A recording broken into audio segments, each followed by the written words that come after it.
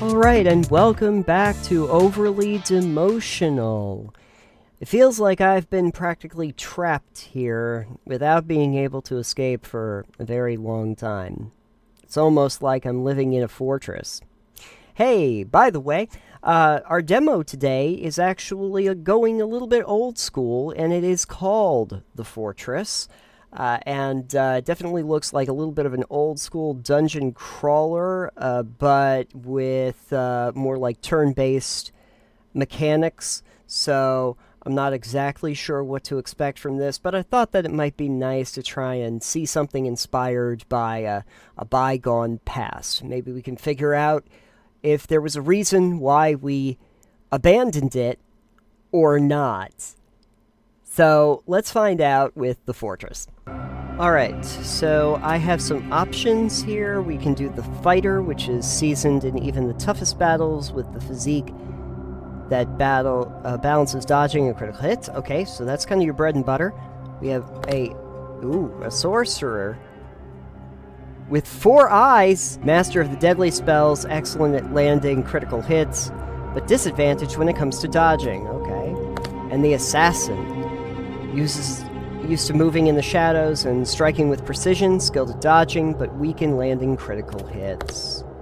Alright, let's try Sword and Board here. Click a die, then click a target to use it on. You can split your dice between multiple enemies. Okay, show how many times you must strike. Use your dice to break through. We have 2 creeping vermin. Yeah, what do I do now?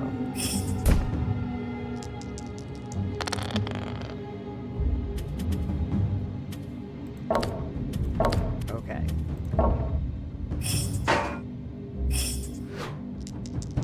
Okay, missed me. 1 on my hit. Okay. And I need to get green dice for this.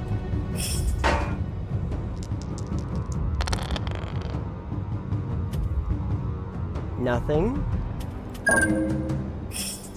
Okay.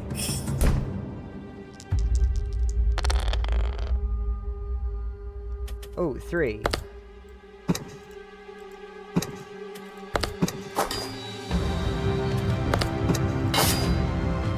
Oh, I have to click. Oh, okay. But that's not going to help. Okay.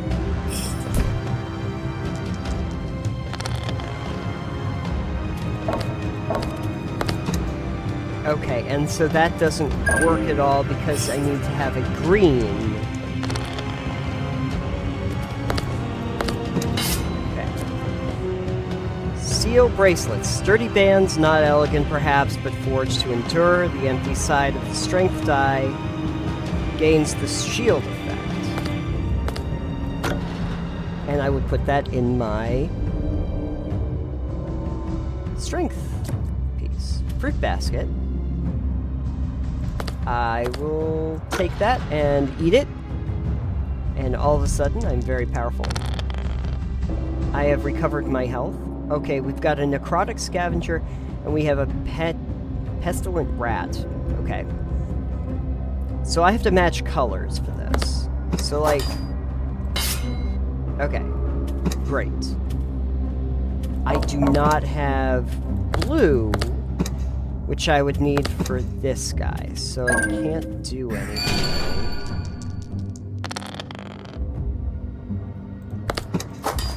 But I can use that. How about you? Beautiful. Battered shield. Ooh, hello. Nosferatu. Ooh, increases the spirit die highest size by 1, or a brutal weapon designed to cleave, increases the strength side's highest die by 1. I guess I have to take this because I have an open slot for my magic.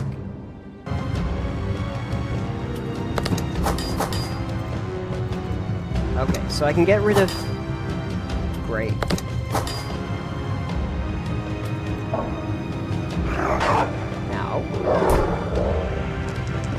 Oh, my shield went away.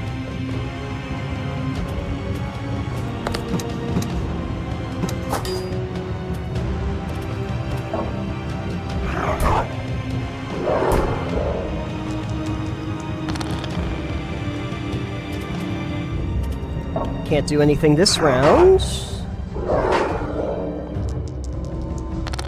At least I got shields out of it. Alright. So that takes care of him, and we just need to get something on a blue die to get rid of this Mastiff. Anything at all. Nope, of course not. At least I got a shield. Oh, 3. Well, yeah, that'll do it.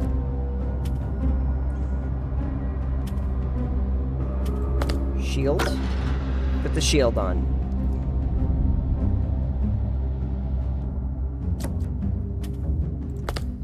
Yeah, I'll take Mr. Brad. I don't get to choose which direction I'm going in at all, do I?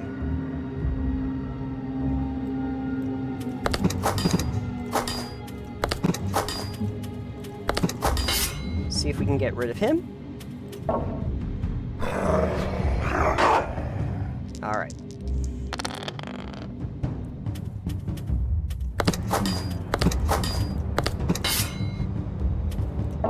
Okay, now...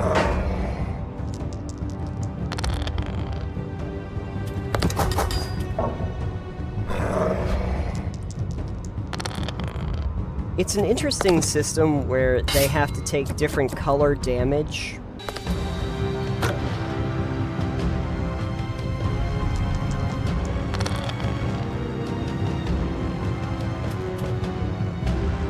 Brutal Wardens. Let's get the blue off of them entirely.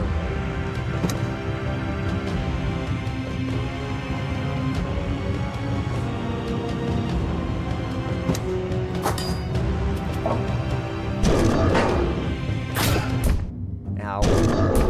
Okay, it's not great. Oh, man.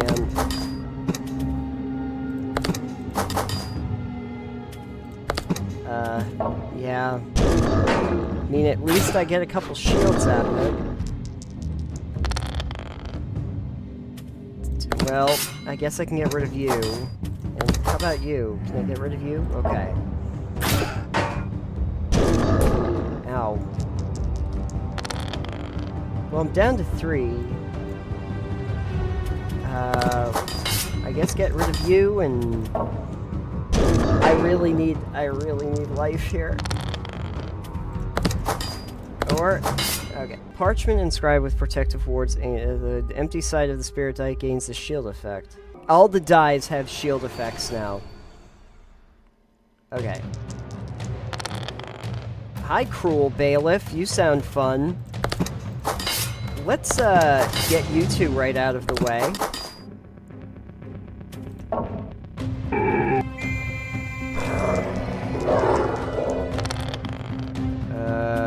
Okay. This is how it's gonna be, isn't it? You're just going to...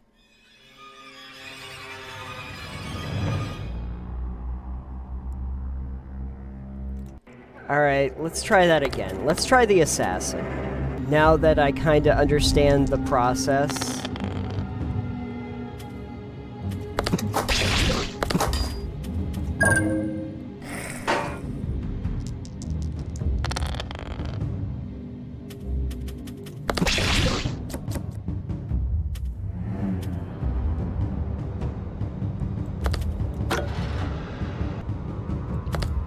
Gaining the shield effect. See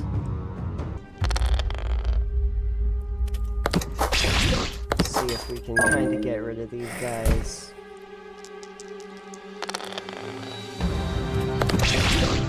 Okay. Heavy boots. Gaining the shield effect. All of my dice now have the shield effect for the bottom. Stale bread. Yeah, give me stale bread. Always good when I get stale bread. Let's see if we can get rid of you. And then... There.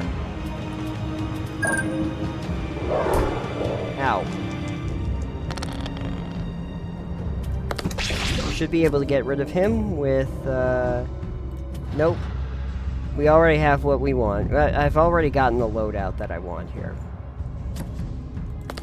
Fruit basket? Sure. So it's really not a dungeon crawler. It's a pretty straightforward, like, roguelike.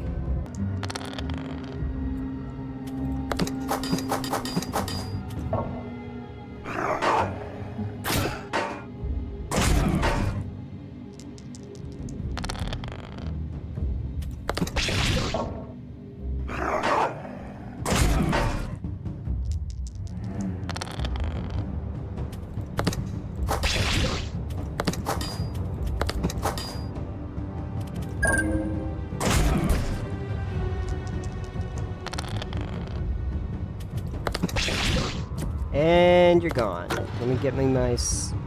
Get a little fruit. Get a little bit more fruit. So much fruit.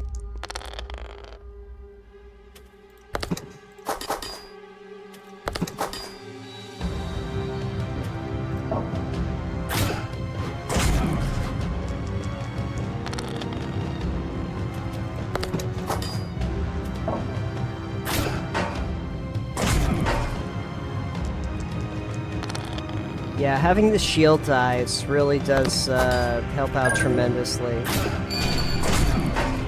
I really should have used that die.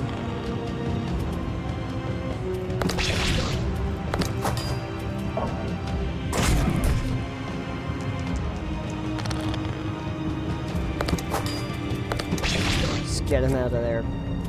Nope. Not taking those. I have what I want. Alright, round 2. Let's see here.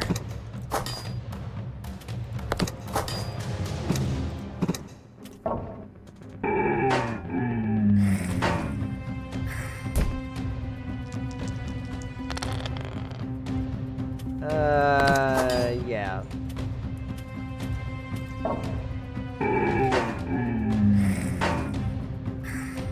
Wonder what happens when I get past this bailiff.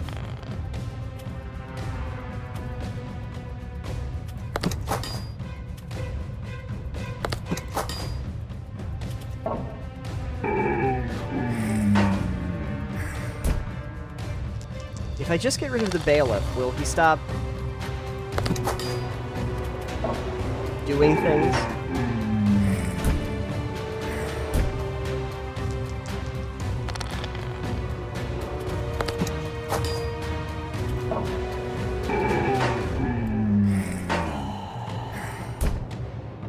Alright. Today. There. He's gone.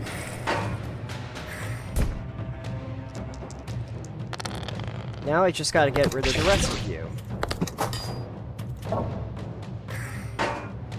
Because now he can't summon anybody. Beautiful. None of these are very useful, so we're gonna move on past that. Ooh, a key! Jangly keys.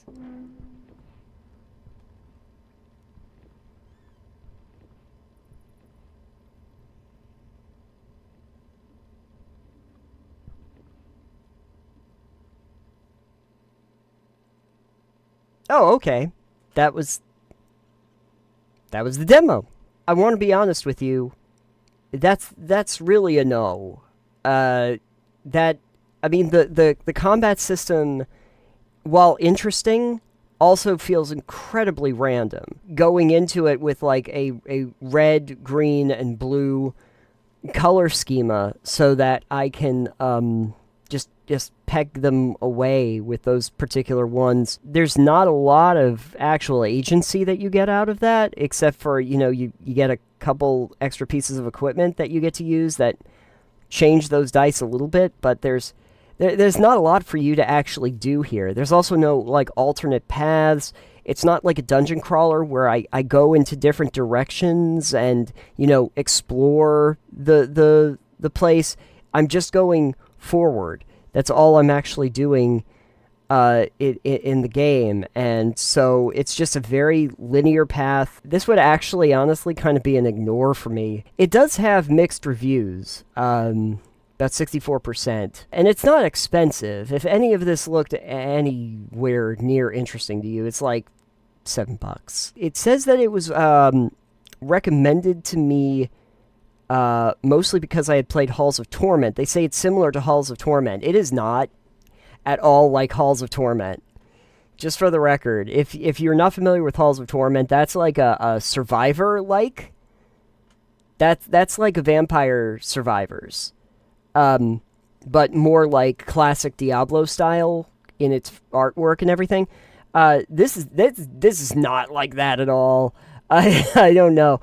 It also says dungeon crawler, but you know, usually when I think of dungeon crawlers, I think of being able to explore like a maze-like dungeon, and this doesn't really do that. I don't know. I can't think of much to recommend. This kind of reminded me of another game that I now can't remember the name of, but there was one that was like a dungeon crawler, and the enemies would move in the dungeon at the same time that you moved around in the dungeon. So when you moved, all the enemies in the game would move, but it didn't as long as you didn't move from your spot. And you actually could move in different directions, and it was kind of a roguelike.